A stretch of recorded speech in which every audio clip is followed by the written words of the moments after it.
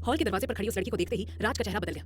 अनीता, उसके होठ से खुद ब खुद निकला। उसकी आंखों में एक पल के लिए सख्ती की जगह हैरानी और दबे हुए जज्बात आ गए। शीतल राज के बदलते हाव भाव को देख बोल उठी, हेलो एसीपी सर, क्या हुआ? सच में भूत देख लिया क्या?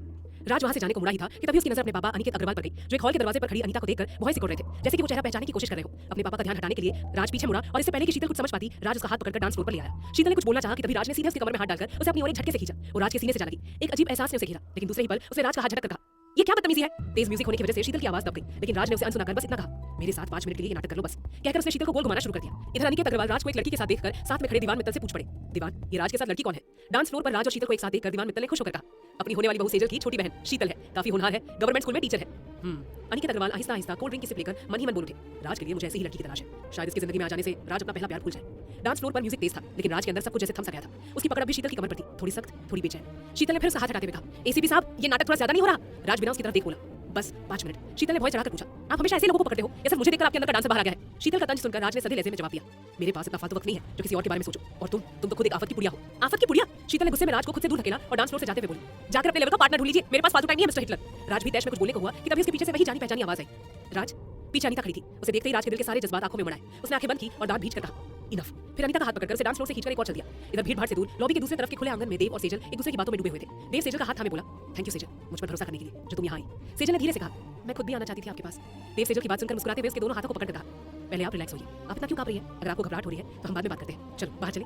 सेजल ने सिर हिलाया और कहा, नहीं मैं ठीक हूँ, आप बताइए क्या जरूरी बात करनी थी? जवाब में देव अपने जेब से एक गिफ्ट बॉक्स सेजल की ओर बढ़ाते हुए बोला, ये लीजिए आपका एंगेजमेंट गिफ्ट। सेजल की आंखें हैरानी से फैल गई और कहा, ये क्या है? बोलते हुए उसने गिफ्ट खोला तो उसमें एक पतली सी सोने की करधनी थी, जिसमें बीच बीच में जड़ाऊ नगीने की तरह लगी थी। सेजल ने देव की ओर देखकर पूछा, आप ये मुझे क्यों दे रहे हैं? देव सेजल के और करीब आते हुए बोला, वो बाहर आपको सभी ने कुछ ना कुछ दिया तो मेरा तो हक सबसे पहला बनता है। क्यों, सही कहा ना? आपको पसंद आया? सेजल ने धीरे से कहा, बहुत ही खूबसूरत है। देव ने करधनी उठाकर नरमी से कहा, अगर आपको मुझ पर विश्वास है तो मैं पहना दूं।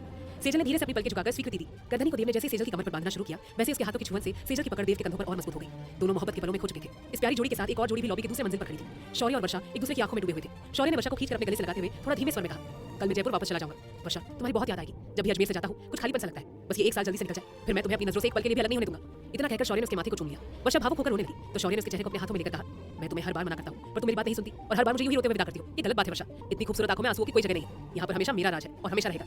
वर्षा ने शौर्य की ओर देखा और दोनों एक दूसरे की आंखों में खो गए। शौर्य ने झुककर धीरे से वर्षा की आंखों को चूम लिया और उसके बालों की लट को कान के पीछे करते हुए अपने होठों को वर्षा के कान के पास लाकर धीमे से मदहोशी में कहा, वर्षा यार, तुम तो दिन ब दिन खूबसूरत होती जा रही हो, तुम्हें देखकर मेरा दिल बेकाबू हो रहा है। इतना कहकर उसके कानों पर अपने होठ रख दिए। शौर्य की इतनी नजदीकी पाकर वर्षा करंट खाकर पीछे हटी। उसने कांपते हुए कहा, ये गलत है शौर्य। फिर तेजी से नीचे लॉबी की ओर भागी, जबकि पीछे खड़ा शौर्य गुस्से से दीवार पर मुक्का मारते हुए बोला, ये मुझसे क्या हो गया? मैं क्यों अपनी फीलिंग्स कंट्रोल नहीं कर पाया? कहीं वर्षा सच में मुझसे नाराज हो गई तो?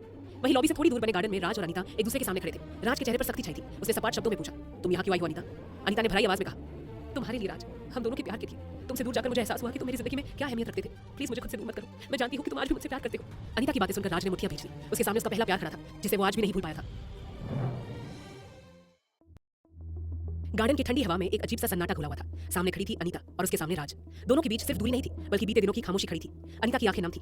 वो बोली, राज प्लीज कुछ तो बोलो। राज ने उसकी तरफ देखा। इस बार उसकी आंखों में गुस्सा नहीं, टूटन थी। राज ने कहा, क्या बोलूं अनीता? राज ने सपाट लहजे में कहा, जब मुझे तुम्हारी जरूरत थी तब तुमने क्या कहा था, याद है? कहते हुए राज पिछले 1 साल पहले हुई घटना को जहन में फिर से जीने लगा।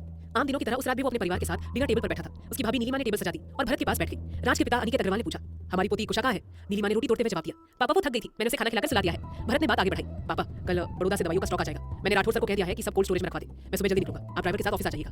अनिकेत ने शांत स्वर में कहा, भरत दवाइयां अपनी निगरानी में रखना और मेहता जी की कंपनी को कल ही चेक ट्रांसफर कर देना। फिर उन्होंने राज की तरफ देखते हुए पूछा, मैंने तुमसे मेहता साहब की लड़की के बारे में पता करने को कहा था। लड़की का जिक्र आते ही राज ने अपनी मां सरला की ओर देखा। सरला ने नजर चुरा ली।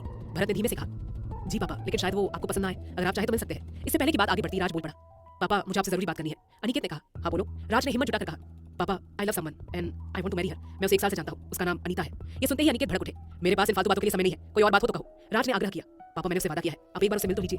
अनिकेत ने सरला की ओर देखकर कहा, मैंने तुम्हें सुबह ही कहा था, इसे समझा दो, इसकी शादी मेरी पसंद से होगी। फिर राज से बोले, शादी का वादा मुझसे पूछकर किया था क्या? ये प्यार का नाटक बंद करो, मेरे रहते इस घर में लव मैरिज नहीं होगी। हमने भरत के लिए नीलिमा को चुना और देखो दोनों कितने खुश हैं। बताओ क्या कमी है नीलिमा में?